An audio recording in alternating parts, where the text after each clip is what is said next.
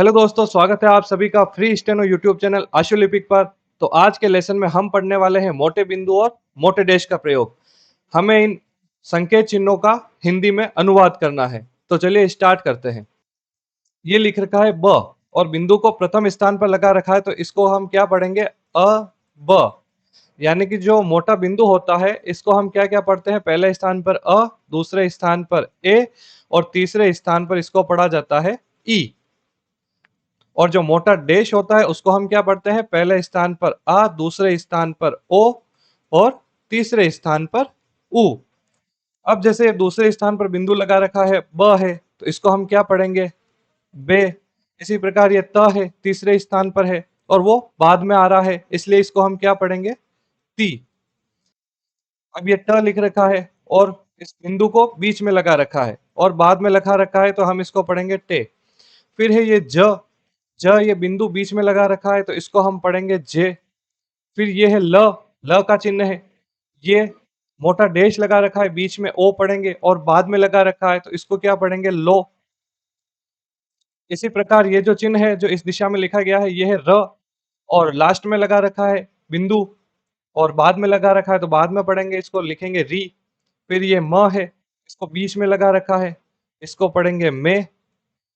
अब ये बना रखा है न और आ का चिन्ह कहाँ लगा रखा है? बाद में लगा रखा है, तो इसको हम पढ़ेंगे ना।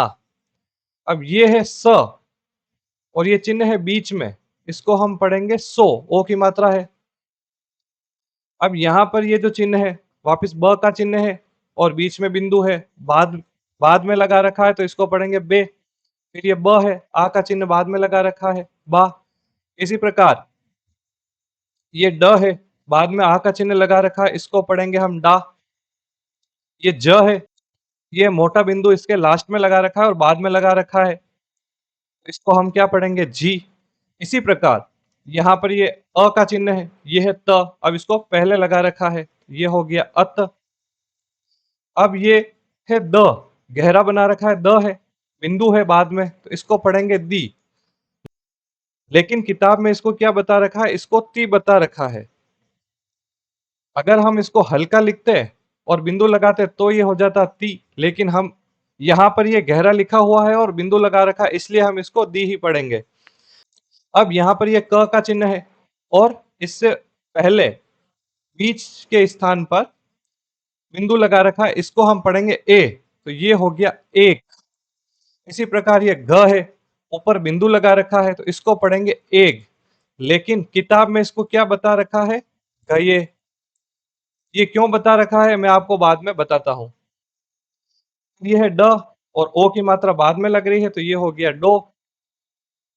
और ये है स और ये आ की मात्रा बाद में लग रही है, ये हो गया आस।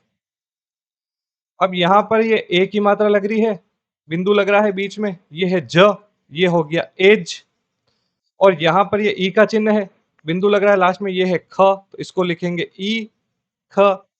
फिर ये है ज और बिंदु लास्ट में लग रहा है, तो इसको क्या लिखेंगे? जी। ये है फ और ओ की मात्रा लग रही है यहाँ पर, इसको लिखेंगे फो। ये डैश बीच में लग रहा है इसलिए। अब ये है थ और ये अ आगे की तरफ लग रहा है, तो आगे लिखेंगे अ फ। अब ये है न और यहाँ पर लग रही है ओ की मात्रा, तो इसको हम क्या लिखेंगे? नो।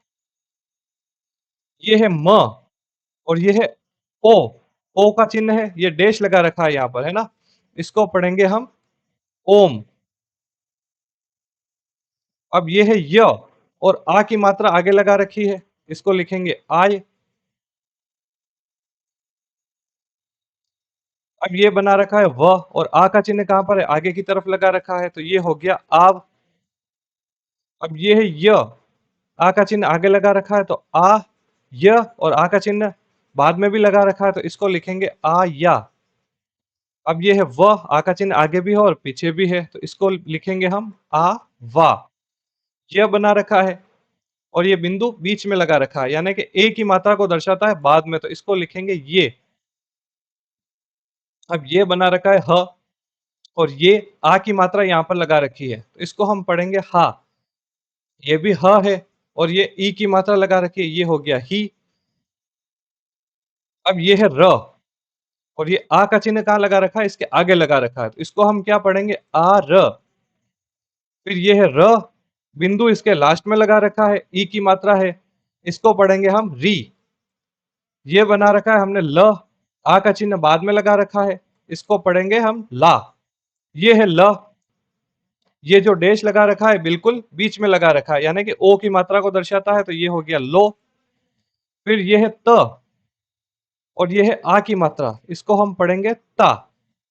अब ये है, ये वापिस है त, और ये बिंदु इसके पहले लग रहा है और सबसे लास्ट में लग रहा है, तो इसको हम क्या पढ़ेंगे, बड़ी ई और ये त। ये है ग, और ये है डैश, मोटा डैश है बीच में लग रहा है, तो इसको हम क्या पढ़ेंगे, गो। ये है द, और ये मोटा डैश लगा रखा है बिल्कुल बीच में, इसको हम क्या पढ़ेंगे, दो। अब ये है ई का चिन्ह, पहले आ रहा है प के और लास्ट में लग रहा है, इसलिए ई का चिन्ह है, इसको पढ़ेंगे ईप। अब ये है ट, इसको पढ़ेंगे ईट। अब जैसे यहां लिख रखा है स, और ये मोटा डैश लगा रखा है बीच में, स के पहले लगा रखा है, तो इसको हम क्या पढ़ेंगे, ओ स। ये है ज, और ये है ऊ का चिन्ह, जो मोटा डैश है वो बाद में लग रहा है और लास्ट में लग रहा है, तो इसको पढ़ेंगे ऊ, तो ये हो गया जू। अब ये है स, और ये मोटा डैश है बीच में, इसको पढ़ रहे हैं हम शो। तो आपने ये देखा होगा कि हमने जो ऊपर यहाँ पर ये जो पढ़ा था, इसको सो पढ़ा और इसको शो पढ़ा। ये क्यों पढ़ रहे हैं ये भी मैं आपको बाद में बताता हूँ। पहले आगे के चिन्ह और देख लेते हैं एक बार हम। ये जैसे ओ है, ये है त, ये हो गया ओ त। फिर है ये त, ओ की मात्रा बाद में लग रही है, तो ये हो गया तो। अब ये है अ, ये है थ, तो ये अथ। यहाँ पर अ का चिन्ह पहले लग रहा है, बाद में नहीं लग रहा है, इसलिए ये अत हो गया। वैसे अ का चिन्ह व्यंजन के बाद में हम नहीं लगाते हैं, जो हमने लास्ट लेसन में पढ़ा था। अब ये है स, अब ये इसके पहले लग रहा है या बाद में, ये लग रहा है इसके पहले। ई जो ये जो बिंदु है, मोटा बिंदु है, ई को दर्शाता है, ये हो गया ई श। ये ई पता था, लेकिन हमने इसको ईश पढ़ा क्योंकि किताब में दे रखा है ईश है, और इसको हम मैं आपको बाद में समझा दूंगा। और ये है ग, और बिंदु लगा रखा है लास्ट में, तो ये हो गया घी, ई की मात्रा लग रही है। ये है फ, ई की मात्रा लास्ट में लग रही है, तो ये हो गया फी। अब ये है, वैसे तो ये ध दिख रहा है, पर किताब में इसको बताया है थ, इसको हम लिखेंगे जैसे दो, ओ की मात्रा लग रही है। लेकिन अगर इसको थोड़ा सा हल्का लिखा जाता, जैसे इस प्रकार से इसको लिखा जाता, तो इसको हम पढ़ते फिर थो। तो किताब में इसको थो दे रखा है, थोड़ी बहुत प्रिंटिंग मिस्टेक भी हो सकती है इसमें। अब मैं आपको कुछ चीजें समझाना चाहता हूं इसमें। ये प्रैक्टिस आपको कम से कम 5 से 10 बार करनी है इसकी, ताकि आपको ये शब्द समझ में आ जाए। अब जैसे यहाँ पर सबसे पहले हम देखते हैं, यहाँ पर हमने लिखा, एक बार आपको निशान लगा के बताऊं, जैसे यहाँ पर हमने लिखा सो, और यहाँ पर हमने लिखा शो, तो हमने ऐसा क्यों लिखा है, जैसे यहाँ पर ईश लिखा या ईश लिखा, ये मैं आपको समझा देता हूँ। अब जैसे हम स किस प्रकार लिखते हैं, इस प्रकार लिखते हैं, और ये ओ की मात्रा लगा दी, या इस प्रकार लिखते हैं, ये ओ की मात्रा बाद में लगा दी, तो ये हो गया सो।